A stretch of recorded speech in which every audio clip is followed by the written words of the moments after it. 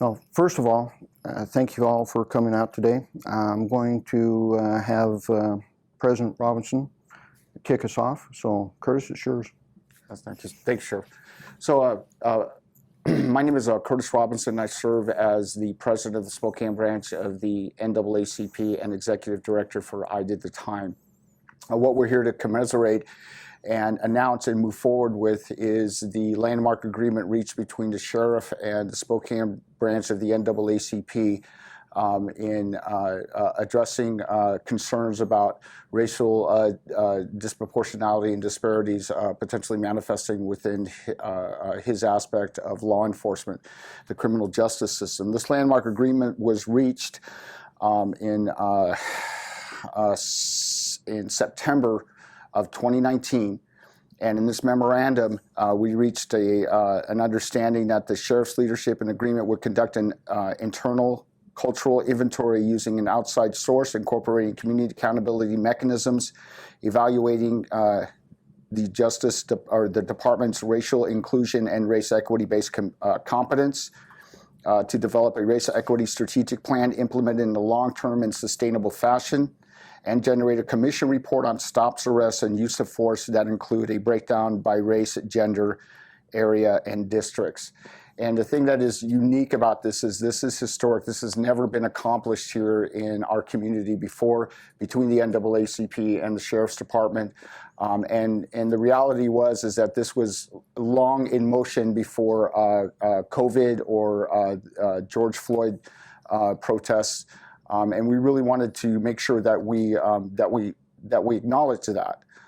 This is directly a direct result of the community letter that was sent out last year concerning the issues surrounding former Deputy Thurman and the sheriff's swift action in dealing with that issue and the concerns that we had as community in addressing that, and the sheriff's very transparent and immediate response to that. This agreement represents that response, and we're just here to go ahead and make sure that we understand that the community understands that, and that we are ready not only to release the data that we've received that has been looked at by Dr. Byrnes and disaggregated and condensed into a report, but we're actually ready to move forward with the next steps.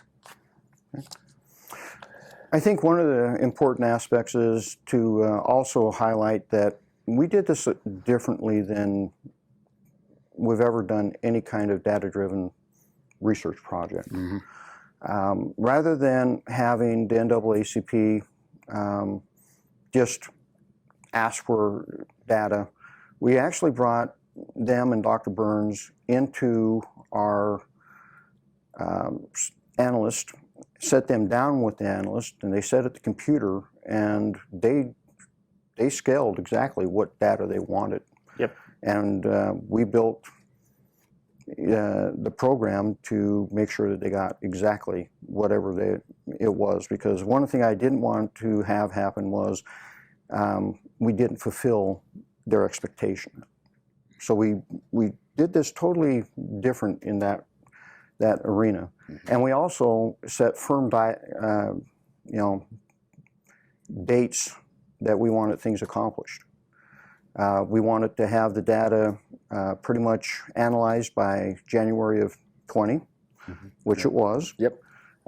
We sat down in February of 20 in preparing the next phase for March of 20, but COVID took us totally off track. We couldn't have those meetings because I was very much engaged in the COVID response during March, April, May. In June, we rallied back and set a date of July 17th for a meeting. And our next deliverable, we hope we can get it done within a month, maybe a very aggressive timeline, is to find an independent, unbiased resource to do the audit. I think it's very important for both sides that we have, people that are going to look at this purely through the data-driven aspects, not through emotional lenses. Okay. So that's been the history of this, and Dr. Byrnes will return in October. He will do another data poll. Yep. And he hopes that he can have that by Thanksgiving. I'm going to give him till mid-December, a little bit more time. I don't know what's going to happen. Yeah, it's a fairly aggressive timeline. Yep. So these are the things we're looking at. But more importantly is the why. Well, our original data shows that African Americans are nearly 2% of the population of Spokane County. Yes, sir. And they account for about 6.6% of the arrests. The Native American population is roughly 1.5% of the community. They are roughly 2.9% of the arrests. The Latino community is roughly 5.3% of the community. They account for, I believe it's 3.5% of the rest. The Asian American community is, I believe, 2%-ish in there, and they're like 0.5% of the arrests. Caucasians are arrested at 84% of the arrest, and 88% of the population is white. So we do have a disparity in two of our demographic categories, and we have to find out why. What are the drivers behind those numbers? And we have committed to being fully data-driven, and we are committed to trying to address whatever driver it may be. And I think that's important. We are willing to have that courageous conversation from all angles of this. And that is historic. A lot of people always want to avoid certain conversations. We're not going to avoid those conversations. We're taking them head on, and our goal is to save lives here. That is the ultimate goal. Not just physically save lives, but also structurally save lives from going to jail, from going to prison. We owe it to the next generation coming up to fix this problem. So with that said, Ms. Duncan, I'm going to trade places with you. And Absolutely. Good morning, everybody.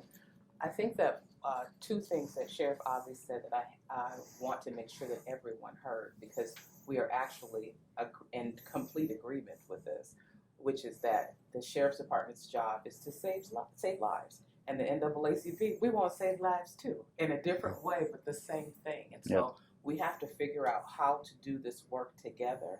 And it would take nothing for us to talk about the challenges that have happened to getting to this point, but that really has no value at this point.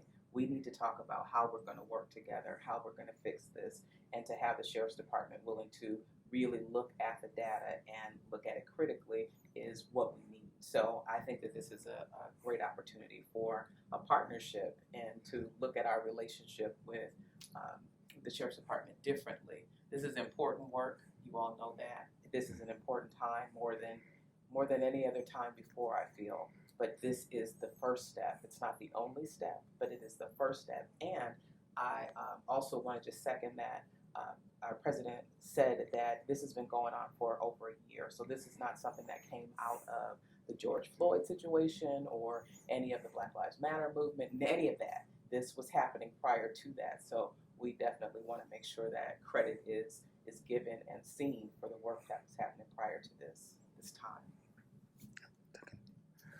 And with that, we'll go ahead and have Kurtis Hampton come up. Thank you, Duncan. Good morning, everyone. My name is Kurtis Hampton. I am basically a concerned city member, community member, and I want to take this opportunity to thank the Sheriff Department for his bold leadership.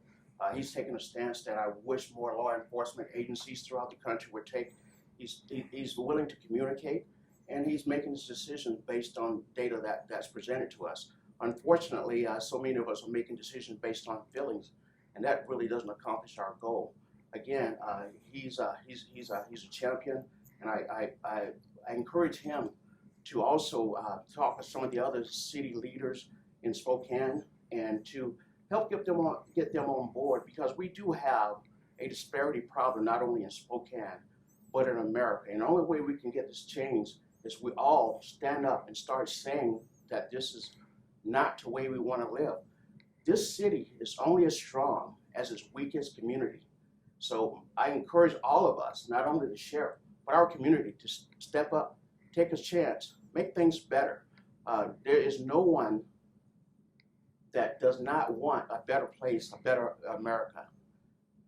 We are no different, the skin color, we are no different from any of you. We want the same things you want for your kids, your family, your future.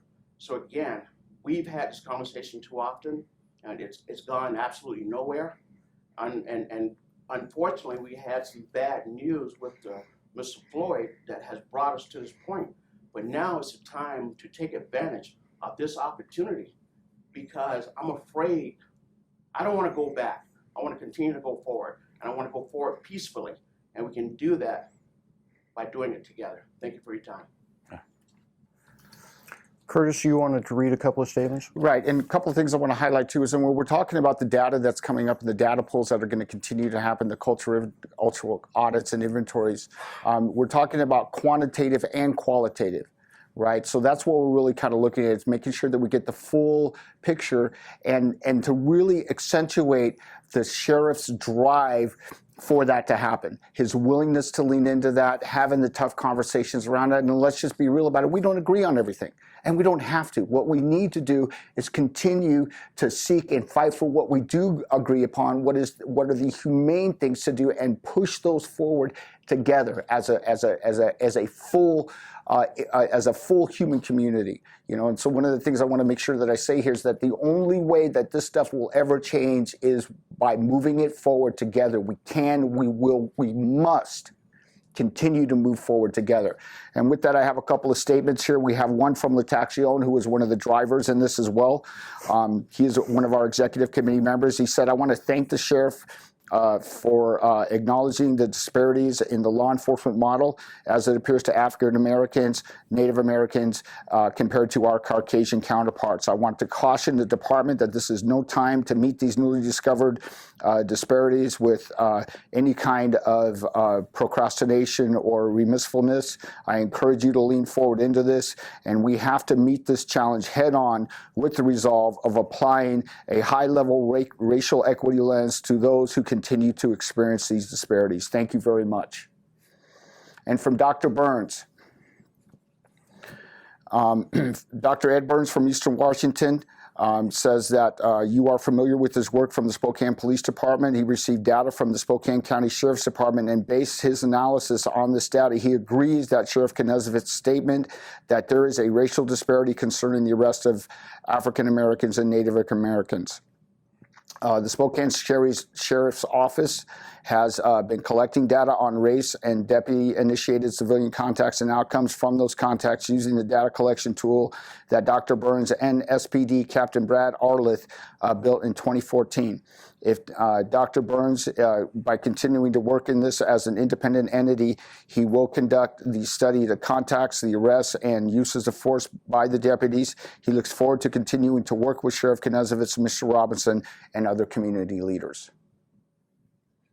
And with that, that's all I got for a minute. All right, any questions? Yeah, I've got a question. You know, you guys acknowledge the accountability and the disparity of, you know, arrest in the Black community. So a lot of times that starts early on when people are children and there's a distrust between law enforcement and Black children. Do you guys have any programs in the works, to, you know, to kind of acknowledge youth and that kind of mistrust? Actually, both the City of Spokane Police Department and the Sheriff's Office have been heavily engaged in community outreach, especially dedicated to the youth. The city's program is the PEL program, Police Action League, and we have been sponsoring Michael Brown's basketball camp for at-risk youth for many, many years. Right now I'm trying to find another grant because our federal grant faded on us in support of that. And we've done a lot of community outreach and fundraising for that program. It's an amazing program. It highlights not just the sport of basketball, but mentorship is a key to Michael Brown's entire system. And this Saturday, I spoke at Michael's, he has a restaurant where he trains young people in job skills. And he asked me to come and talk to the kids that are in training right now, to talk to them about goal setting and what's important. And those are the type of things that we're working on. So there are a lot of different avenues that it is being worked. However, I don't think there's enough avenues. I don't think that we have made enough inroads. And Kurtis and I have had this discussion. How am I supposed to convince young people of color to come and take a chance and wear this badge when the message that they hear is it's not worth wearing? One, quite frankly, that the badge is racist. And if they do, they're no longer part of their own community. Those are barriers that we have to strip and we have to break, because I need my community. And when I say my community, I mean all of my community to step up and do this job, to take the chance to wear this badge. So those are the things that I'm hoping that Kurtis and I can break those barriers down and find ways to learn about each other and to heal wounds that, quite frankly, should have been healed many, many generations ago. Sure. But we still fell in that, and we need to stop failing. We need to fix this. And Sheriff, if I might too, one of the things that we're constantly having, and this really representing this model, is the conversation on both sides of the badge. It's about the humans being on both sides of the issue, in all spectrums, and the impact of that, not only the historical context, but also how that plays into where we're at right now and working within, the impacts of those things, of those generational impacts together. And so we're very determined and very engaged with not only the Sheriff's Department, but at several levels, all of Spokane law enforcement, and with SPD, and again across Washington State. And one of the things that we're really coming to terms with is that some of the missing pieces have been that mentoring, right? That mentoring and that collaboration and that conversation, right? So to own up to the fact that, hey, certain things have happened, and that doesn't necessarily mean that's where we're at, but we're dealing with the impacts of that. And are we willing to have a very real, candid conversation and view about the entire spectrum of that and come to a consensus about what it's going to take to move forward in a healthy, sustainable, and humane way? And that really is going to play into multiple factors, especially this one. One of the things that I'd also like to say in regards to that is that we would be remiss if we did not mention that the relationship between law enforcement and children of color is strained. It's a strained relationship, and many kids have been traumatized by what they've seen and what they've experienced through their families in relation to law enforcement. So we want to make sure that we are careful. You can't just put up a program and say, okay, this is it, we're going to be friends with kids. But it doesn't work that way. Right. We actually have to address the systemic trauma that those children have faced. And we also want to make sure that the parents have agreed to have their children involved in those types of programs so that we don't do further damage. So I think, what we can do differently is approach it from that lens of knowing there is some trauma involved in that. How do we build those relationships without furthering that trauma? And if I could chime in for a minute, please. One of my thoughts is that, we so often we don't address the actual root cause. From my standpoint, I agree with everything that's been said, but, we have a problem with education. So often a kid's zip code dictates their potential for success. As far as policing goes, I believe the policing department polices differently at St. Ferris as it does to, say, Rogers. So we got to look at that, because those are the impacted communities. It is my opinion that if we can do a better job of educating our young people, we can avoid issues with the police, because it all starts, and we cannot continue to let the parents off the hook as well. Some parents don't know how to parent because generationally they weren't taught how to parent. But somehow we need to understand that just because a kid does not decide where he or she is born, but we as a society have to help those individuals to get to where they need to get so that they can be productive members in our society. Education and exposure is the key. Majority of the people that end up in the system are people, if you look, that came from mostly lower socioeconomic backgrounds. There are evil people out there and they should be in prison, but there's a lot of people, they are destined to either poverty or the criminal justice system just by nature of the fact of their environment, because we are all products of our environment. So. Let me dovetail on that because I believe you hit a very, very important note. When I was responsible for running the jail, we had parenting classes. And some people are, why parenting classes? You hit it. There are people out there that don't know the first thing about being a parent. And I took a lot of flack at times for that. Well, that's their parents' responsibility. Some of these kids, yeah, okay, they have parents, but that was solely a biological function. They're not invested in those kids. Some of them don't care about those kids. Some of them don't know how to be parents. And that's where it takes the entire community. That means all of us to help raise that kid. Because unfortunately, a lot of times with the criminal justice system, we find generations of people that's been in and out of the system. That's all they know. They weren't born to be criminals. Somewhere along the line, they got that from someplace. And again, if the parents don't know how to parent, just like all of you, I'm sure you have strong parental influence in your lives, hopefully. And some of us are strong enough to overcome that regardless. But most people, a lot of people are not that strong, and they get caught up, and we need to change how we do things. Just like we talk about the pipeline to prison, school to pipeline to prison. We should change that. It should be pipeline to success, because that's really what we're talking about.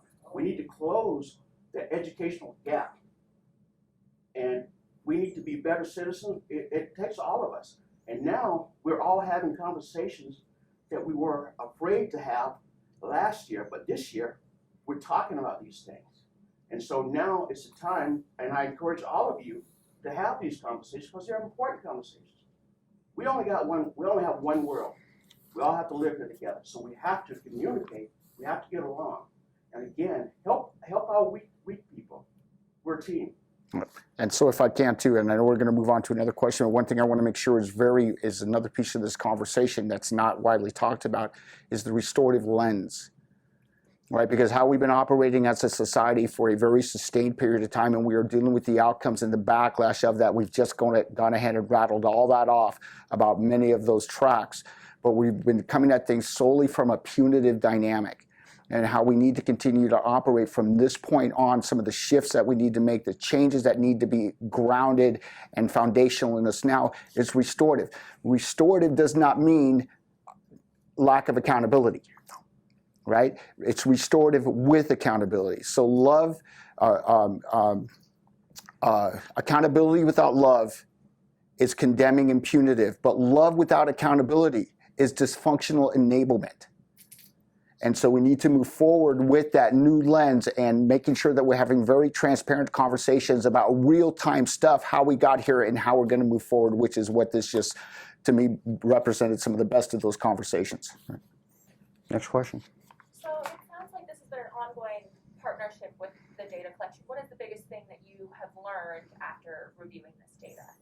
Well, the first data pool, what we learned was in 2 demographics in Spokane County, we do have a disparity. The next data pool, we're hoping to see if, one, that disparity is consistent. I can tell you that after watching these trends for 14 years, 4 months, but who's counting, as being sheriff, it's consistent. This is consistent. So the next question is, what are the outcomes of the contacts? And we're hoping to be able to give more clarity to that with this next data pool, because the systems that we've been working on or with in the past didn't really pull sectors of data that we really need. Hopefully this one will be better, because we kind of designed it to hopefully be better. And to see, okay, we had X amount of contacts. What were the results of those contacts? And the why behind the contact. I'm always going to approach this through the lens of why. Okay, yeah, we have a disparity. Why? Many of those reasons you mentioned are leading to some of that disparity. Once we identify the why, then it's how do you fix it? So you mentioned you're ready to move on to the next phase of the program, and I just wasn't clear. Is that the second data pool? We're already in that process. The data pool will happen in October. The next phase is we're looking for an outside source to actually do an audit of the sheriff's office. Our competency in racial dynamics, our competency in racial bias aspects, the training that we put on is going to be part of that look, because you can't do a comprehensive audit without looking at the entire picture. You can't. It would be disingenuous for me to say, okay, yeah, you can audit this part, but you can't. The entire process, the system, if you will, is going to be audited, so we can determine, where our gaps are. So when are you hoping to get that audit started? We hope to find the entity to do the audit by the end of this month. Right. Oh, wow. Yep. And then to be engaged in that process moving into September. And so just to clarify too, when you look at this agreement that was signed by the sheriff and I, that in the way that it's numbered, right? But we had to come at like what is the low-hanging fruit? What can we get to right now and start implementing? Because we understood at that time, the sense of urgency, which is just even more so now than it was before. But it's always been there. But that was to generate that. The first step that we did, and then we're continuing to move that piece, is to generate that commission report on stops, arrests, and use of force. That includes breakdown by race, gender, areas, and districts. Item number one is the next step that seems the one that is implemented, which is what we're quantifying, is to conduct an internal cultural inventory using an outside source incorporating community accountability mechanisms to evaluate the department's racial inclusion and race equity-based competence. And so that's what we're looking at when we're talking about finding the organization to do that and starting the implementation in September. That's what we're defining. Will we be able to get copies of the agreement Oh, and yeah. the data that will Yep. be done? Corporal Absolutely. Gregory has them all ready for you. I was going to ask, we talk about community a lot with this, and recently a lot of voices are being heard. It seems like change is coming. And recently we've had protests and marches about the Killology training. Can you speak on that and how that's possibly playing a role? It's not playing a role, because quite frankly, a lot of the information being put out about that is false. And I'll be very definitive about that. Matter of fact, I had a conversation with an individual this morning about that. And I'm going to lay it down this way. Do you think any law enforcement CEO, sheriff's chief, doesn't matter, would bring in training as the claim is that trains law enforcement officers to kill without remorse? No, there's no one that would ever do that. Because you would be sued and you would go to prison. And that is the hypocrisy of what is going on here. That training is actually based on killing is the most destructive aspect in our society. Killing is the thing that should be avoided at all cost.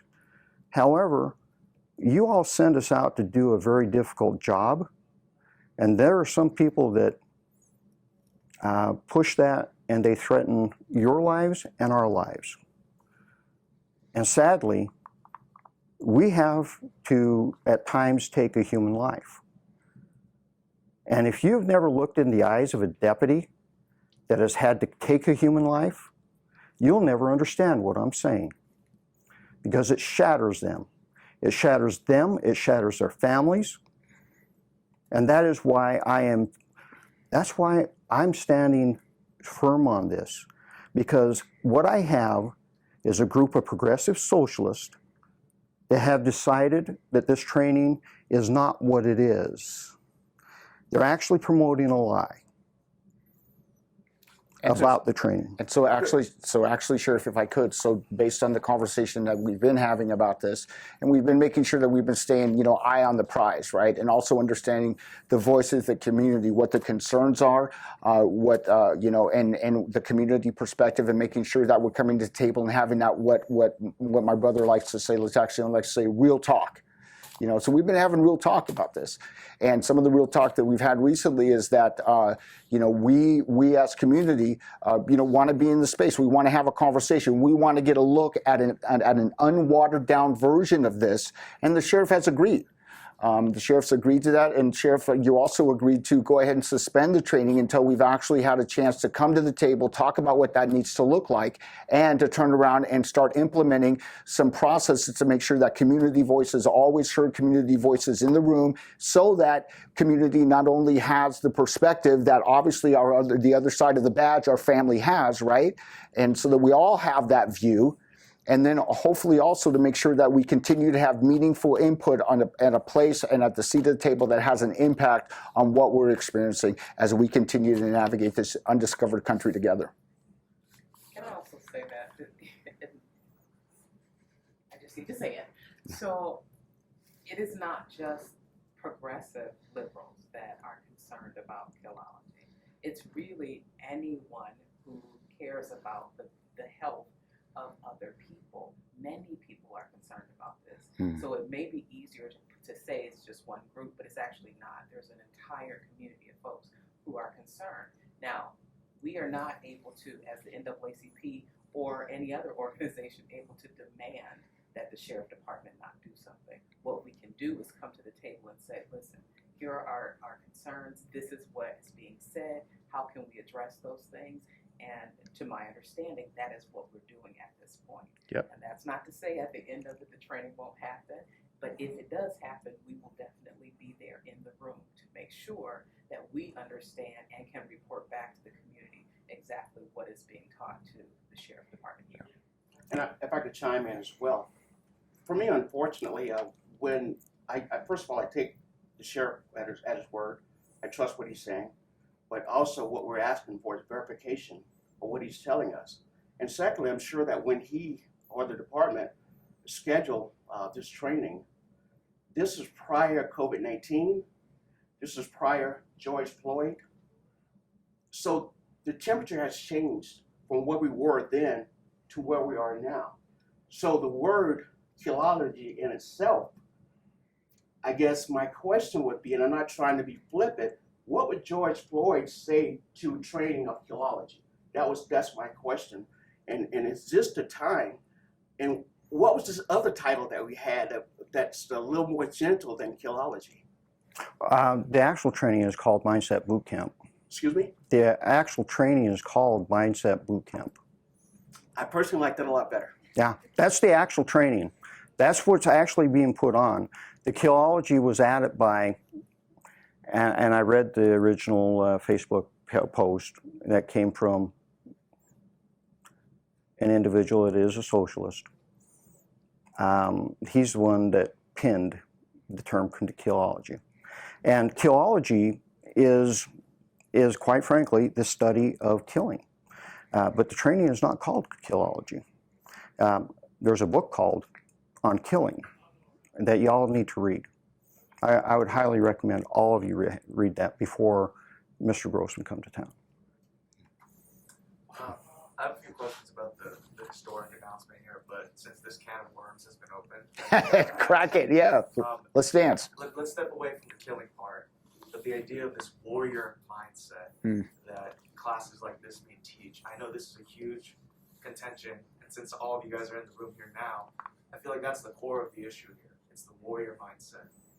I'm wondering what your thoughts are on that, because I think we can all agree no officer wants to kill anyone. No human being here wants to kill anyone. But when it comes to stepping out into the field with that mindset already in place, I'm wondering what everyone here thinks about that. One, it's a myth. 30 years I've never been trained to be a warrior, all right? 30 years. Matter of fact, CJTC is 20 some odd years behind the curve. The warrior mindset actually started with the debate of how CJTC ran their academies approximately about 5, 6, 7, 8 years ago. And so could you tell them what the CJTC is? The Criminal Justice Training Center, which was a military-based model. People snapped to attention. People went to parade rest as instructors went down the halls. It was very militaristic. When I went through the academy in Wyoming, it was college-based philosophy. There was no standing at attention.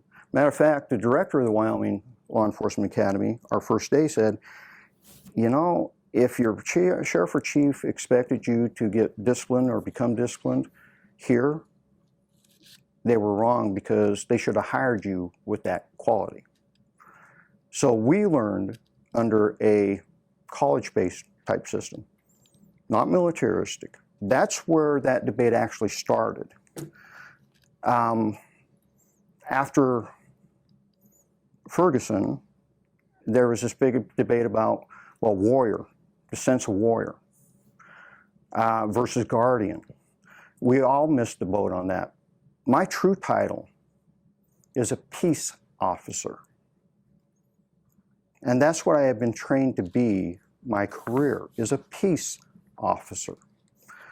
But warrior guardian, they're both the same thing.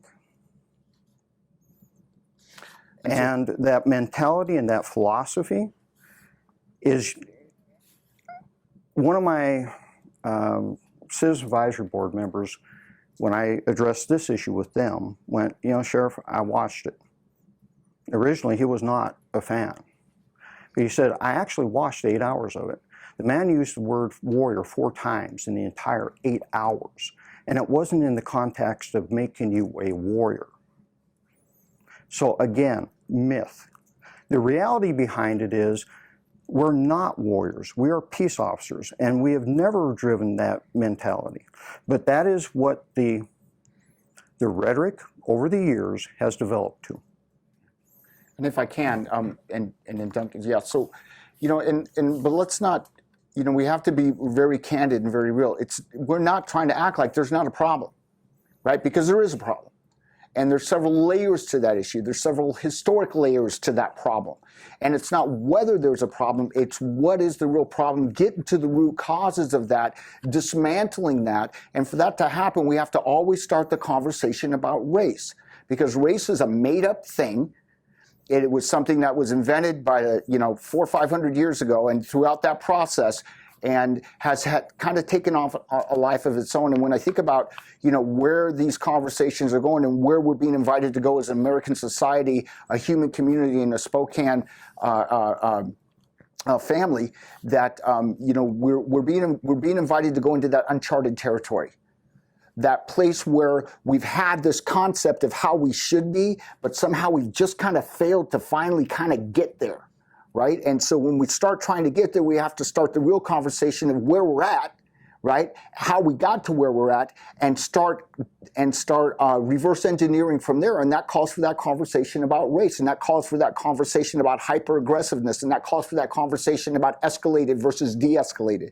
Because the reality is, not every cop is a good guy, and just because they're a cop doesn't make them a bad guy, and that's just how it is. So it's not if that's a thing, it's what is that thing, what are we going to do about it, and how are we going to shift it closer to that manifestation of having that service in this industry that we all know we need to see, especially making sure that we are setting up the human being on both sides of the badge to succeed instead of continually fail, and especially at the disproportionate rates that we're here discussing today and are here to work on. Duncan? So again, I agree with Sheriff Ozzie, and I don't. But the part that I do agree with is that yes, law enforcement are supposed to be peace officers. That is what it is about. That's what it should be about in theory. But the truth is that there are many officers who are not functioning from that space of keeping peace. Now, I'm not saying there are many in this city. I'm saying around the world there are many who are not functioning from that lens. And if we can figure out a way to assure that the officers who are being trained and who are currently working in our law enforcement systems are looking at things through that lens from the place of a peacekeeper and not from the place of a predator or murderer or whatever you want to call them, that's going to take some time. That is going to take some time, and that's really going to take reevaluating our entire law enforcement system, and that's a bigger work. That's not going to be done today or maybe even this year, but if everybody is committed to it, then we can eventually get to that point. Not all officers are bad, absolutely not. There are officers who I know and love dearly, family members, and I know that they're good people, but they're not taught per se with words to misuse that space, but there is a subconscious reality that they misuse that space often.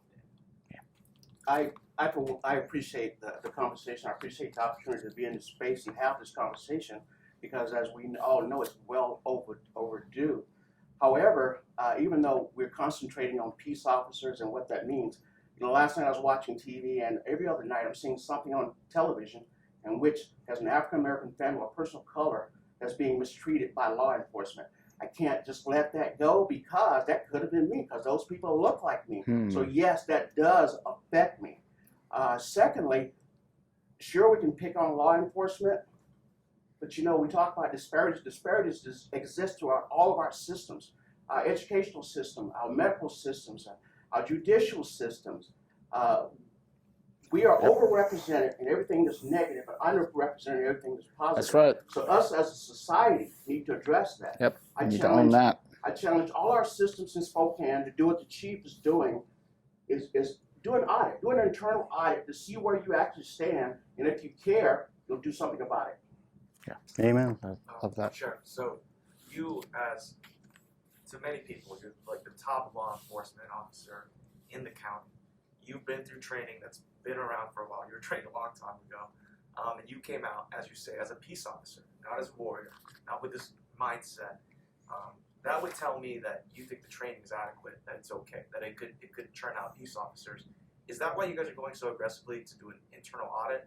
Because if the training is okay and we can have peace officers from the training that's already in place, is the million-dollar question, like we're trying to figure out why this racial disparity is happening? Exactly.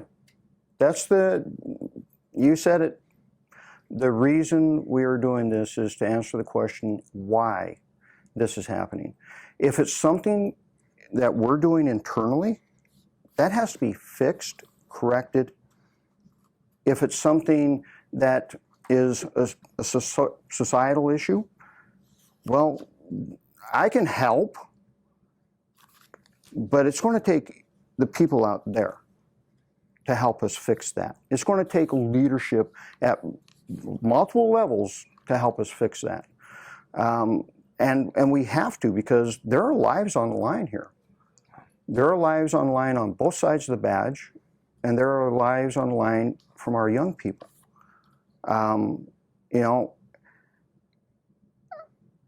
3 years ago, 4 years ago, I was heading home about 7:30 at night, and this call comes out. 3 youths on the north side of Spokane pointing guns at people. So I respond to the area to help out. Well, we found the young gentleman, 13 years old. And when we finally got them all put together, they did have a gun on them.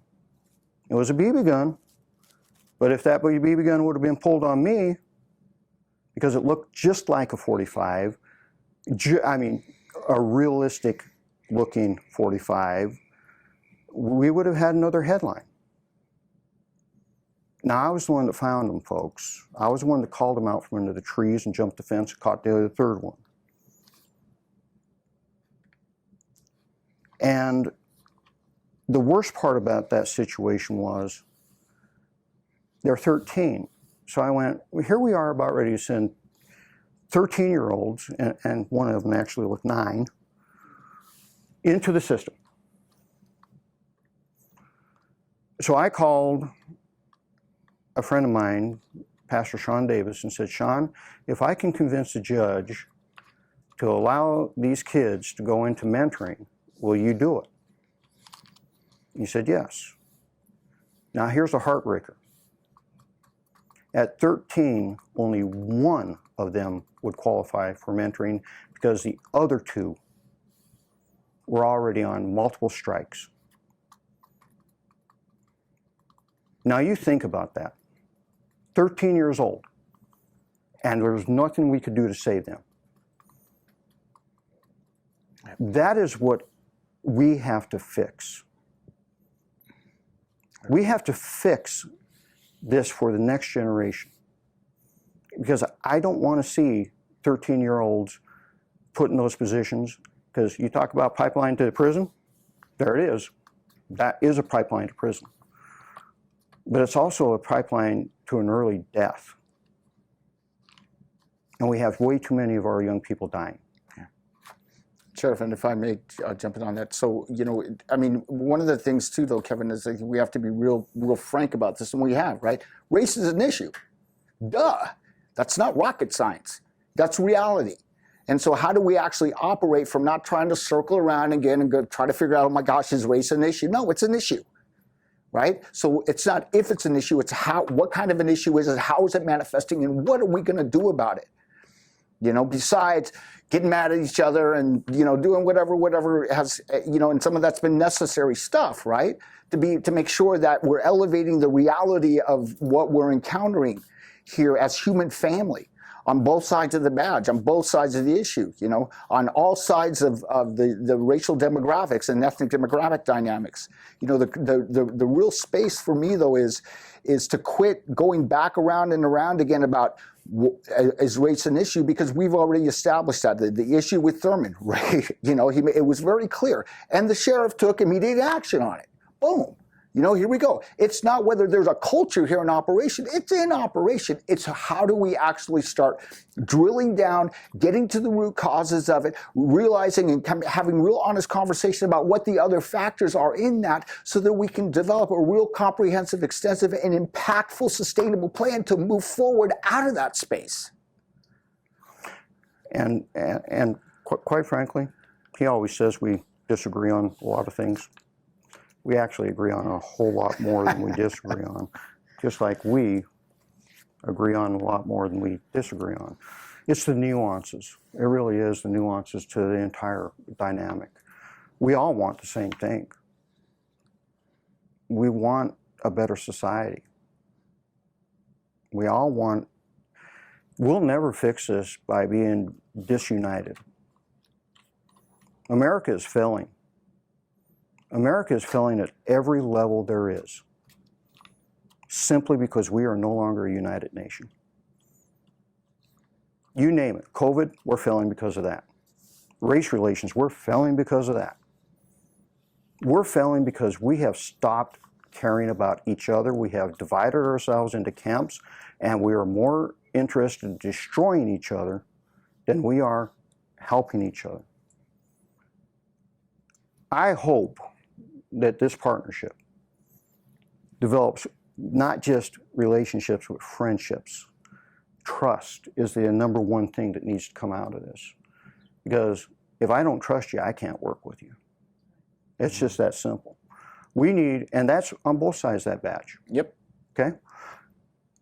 We have to trust you, you have to trust us. But we fail as a nation right now. In everything we do, because we have a political system that is more about their own power bases than it is about people.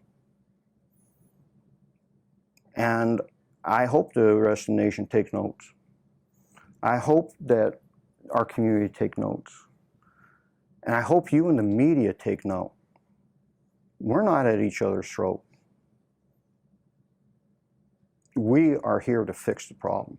And we were here long before George Floyd. If I could, COVID-19, we all realize that COVID-19 is a crisis.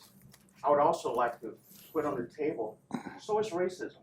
It is? Yep. Right now, in my opinion, two of our issues right now is COVID-19 and racism. And if you look at the disparities that are occurring within the POC community, it's a national health crisis. So we have two issues that we really need to work on for us to heal.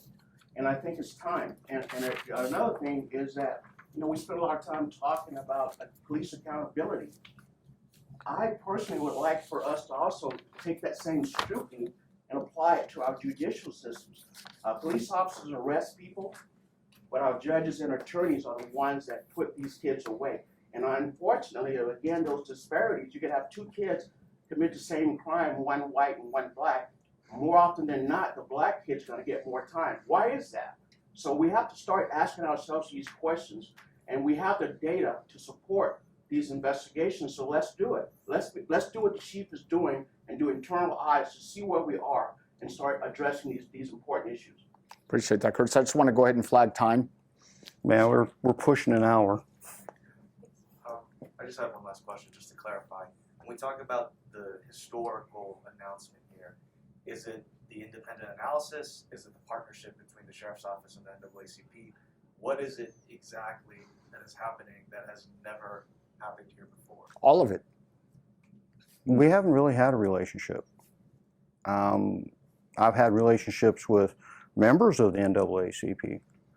This is the first time I've been invited to the table boldly.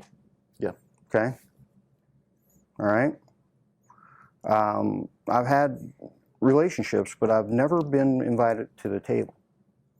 We're at the table. And we don't want to miss an opportunity. So everything that we're doing right now is, the way I gave them the data. I challenge you to show any other police agency or sheriff's office that said, no, we're not doing it this way. You will show up, you will sit down with an analyst, and we will pull whatever it is that you demand. We actually had to create certain things to actually scoop That's some real. of that. So the commitment is 100% transparency. And the entire agency is open. I firmly believe this. Training is the rock bed of any organization. Now, some people would say values are. For us, if you don't have those values, you shouldn't be wearing the badge. So let's just start there. If you don't have those values, you should not wear the badge. Once you get here, training is the bedrock. And training leads to competency and confidence. If I'm confident in my training, I'm no longer fearful when I have to go and do things. That leads to professionalism. Professionalism leads to community trust and service. Ultimately, the goal is public trust. So all of that is under scrutiny right now. Where do we stand up? Do we have gaps that we need to fix? And we're willing to do that. We're willing to have our partners stand next to us and go, okay, you need to fix that. Okay, we'll fix it. And if I can too, so one of the things I've developed in this work is that transparency or integrity invites transparency and seeks out accountability, right? And in this particular dynamic, in this relationship, and this historic, and it's historic because trust me, I've talked with the community partners. Sheriff's never signed an agreement like that before with anybody. Have you, Ozzie? Nope. Okay, so that's one. Right? Then the cultural audit, number two, so then we look at the dynamics of that. Have you ever given the data to anybody else before? Nope. Historic number two. So so basically the whole thing is historic. We've done internals. Right. That's just us. this is the first time, and quite frankly, they're the only ones that really asked. Everybody else just talked at us, pointed fingers at us. They're the first ones that came and went, hey, we'd like to do this. And yeah, no problem. You know, if somebody asked a long time ago, we'd probably be 10, 14 years down the road.